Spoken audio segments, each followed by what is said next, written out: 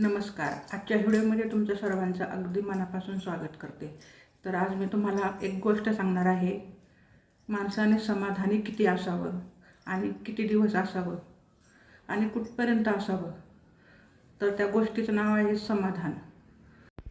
चला तर मग मी गोष्ट सांगायला सुरुवात करते. एक श्रीमंत सावकार होते. अलोट संपत्ती होती, म्हणजे अफाट संपत्ती होती. पुढील 7 पिढ्या जरी बसून खाल्ल्या तरी संपणार नाही एवढी संपत्ती मिळवली होती त्याने.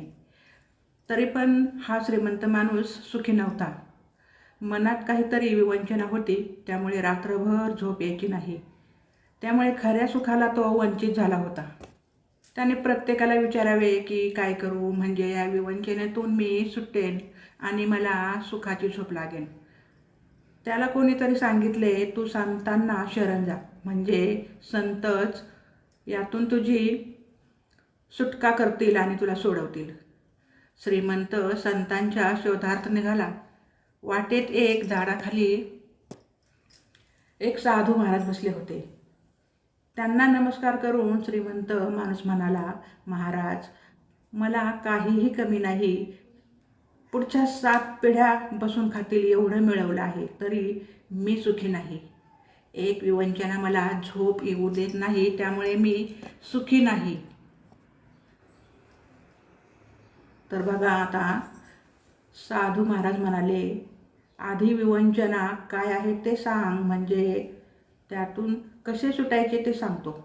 श्रीमंत माणूस म्हणाला, महाराज, तसं म्हणाल तर मला काहीही विवंचना नाही, पण एकच विवंचना आहे, आणि ती म्हणजे माझ्या 8व्या पिढीचे काय होईल. कारण 7 पिढ्याचे कमवून ठेवलं आहे, त्याची चिंता आहे.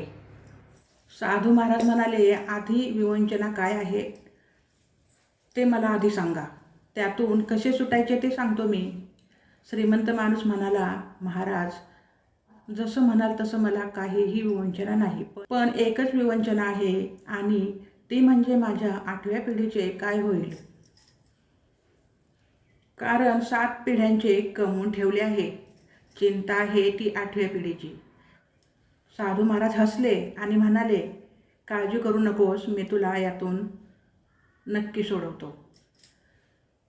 साधूने त्याला 1 किलोभर तांदूळाची पिशवी दिली आणि सांगितले की त्या डोंगरावर एक म्हातारी एका झोपडीत राहते, तिला हे तांदूळ देऊन ये, म्हणजे मी तुला तुझ्या विवंचनेतून मुक्त करतो. तांदूळ घेऊन श्रीमंत म्हातारीच्या झोपडीत आला. ज्या झोपडीला दारसुद्धा नव्हते, ती भगवंताच्या भजनात दंग होती. तिची भावसमाधी लागली होती. श्रीमंताच्या पायाच्या आवाजाने आजीची भावसमाधी भंग पावली. तिने वर बघितले आणि म्हणाली, का आलास बाबा इथे. तो श्रीमंत माणूस म्हणाला, म्हातारे, तुला तांदूळ द्यायला आलो आहे, हे घे, मग मी जातो. ती म्हातारी म्हणाली, का रे, तुला मागितले होते का मी. तुझ्यासमोर हात पसरला होता का मी. नाही ना. मग का आणलेस तांदूळ. ही पिशवी उचल आणि चालायला लाग. तो श्रीमंत माणूस म्हणाला, मला त्या झाडाखाली बसलेल्या साधूने पाठवले आहे, म्हणून मी आलोय. ती म्हातारी म्हणाली, त्या साधूला जाऊन सांग की अजून 2 दिवस पुरतील एवढे तांदूळ माझ्या झोपडीत आहेत. श्रीमंताने आपली अक्कल चालवली. तो म्हणाला, म्हातारे, 3ऱ्या दिवसाला होतील, राहू दे. ती म्हातारी म्हणाली, माझ्या 3ऱ्या दिवसाची चिंता तुला नको आणि त्या साधूलाही नको. त्याला सांग, माझ्या 3ऱ्या दिवसाच्या तांदळाची चिंता मी ज्याच्यावर सर्वस्वाचा भार टाकून या निर्जन स्थळी भजन करत बसले त्याला आहे. हे ऐकून तो श्रीमंत माणूस पिशवी घेऊन परत आला आणि साधूसमोर पिशवी ठेवून निघाला. साधूने त्याला हाक मारली, अरे, विवंचना घेऊन आला होतास ना, मी तुला त्यातून सोडवणार आहे. तो श्रीमंत माणूस खाली मान घालून म्हणाला, महाराज, मला उत्तर मिळाले. 3ऱ्या दिवसाच्या तांदळाची चिंता न करणारी म्हातारी जेवढे सुखी आहे, तेवढा मी महामूर्ख आणि दुःखी सुद्धा आहे. या कथेचा आशय हा आहे की सुख कशात आहे हे आम्हाला कळत नाही. तर सुख समाधान आहे आणि हे समाधान बाजारात विकत मिळत नाही, ते भगवंताच्या भजनानेच मिळते. भोजनात सुख नसून भजनात सुख आहे. आमच्या जीवनातील भजन नाहीसे झाले आणि आम्ही भोजनाला प्राधान्य दिले म्हणून आम्ही दुःखी आहोत.